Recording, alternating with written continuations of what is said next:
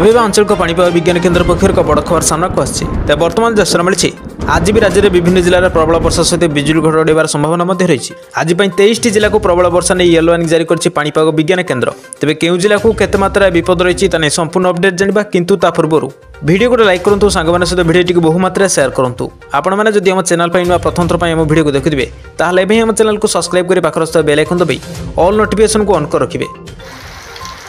ते वर्तमान सूचना मिली आगामी 3 दिन जाए प्रबल वर्षा संभावना रही। आज 18 जिला को येलो वार्निंग जारी कर पाणीपाग विज्ञान केन्द्र। सेपटे तुहाकुतुआ भिजुची ओडिशा लघुचाप और ट्रम्प लाइन प्रभाव में आज दिन सारा वर्षा संभावना रही।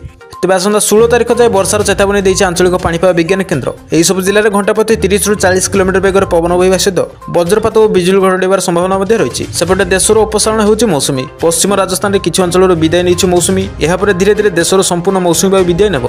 आगामी 2 दिन मध्य संपूर्ण ओडिशार मौसुमी प्रत्यावर्तन करिवार संभावना रही।